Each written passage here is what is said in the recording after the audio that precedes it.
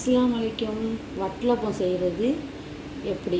முந்திரி, தேங்காய், கசகசா, ஏலக்காய் வச்சு அரைச்சாச்சு.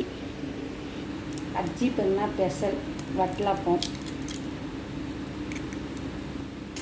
வட்டலப்பத்துக்கு முந்திரி எல்லாம் அரைச்சாச்சு. இப்போ முட்டையை உடச்சி அடிச்சுக்கலாம். அதில் முட்டையை ஊற்றி கலக்கி அதில் ஊற்றுனேன். பசும்பால் காய்ச்சி வச்ச பசும்பாலை அதே மிக்ஸ் பண்ணிக்கணும். 8 முட்டை, 50 முந்திரிக்கு,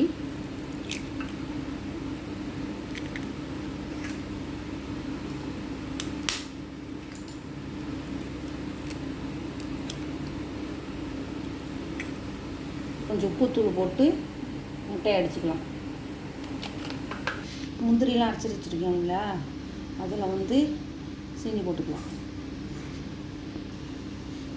போட்டுக்கலாம். தேவையான அளவு போட்டுக்கலாம். பத்துலாண்டா முட்டையை அடித்து ஊற்றி கலக்கி பார்த்துக்கலாம். பத்துலாண்டா போட்டுக்கலாம். பசும்பால் ஊற்றி கரைச்சிக்கலாம்.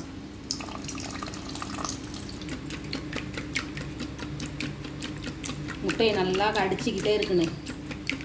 நல்லா அடித்த பிறகு வடிகட்டி கரைச்சிக்க வேண்டியது.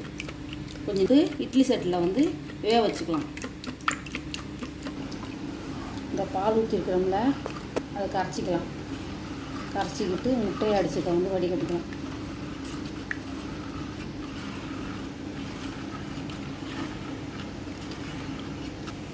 முட்டையை வடிகட்டிக்கலாம்.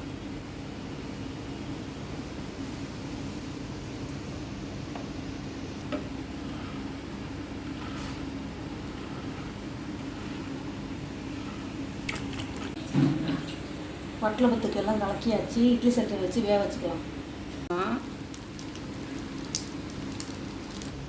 இட்லி சட்டியில் தண்ணி வச்சு கலவடை வச்சு வட்டலப்பத்தை வேக வச்சுக்கலாம்.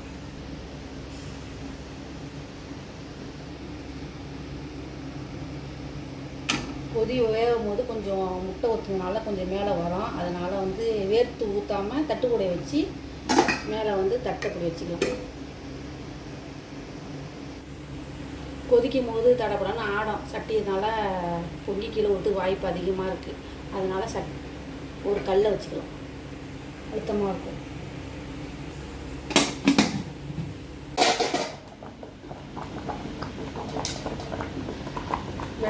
வட்டலப்பம் ரெடி ஆகிடுச்சு. வெந்துருச்சு. இறக்கிக்கலாம்.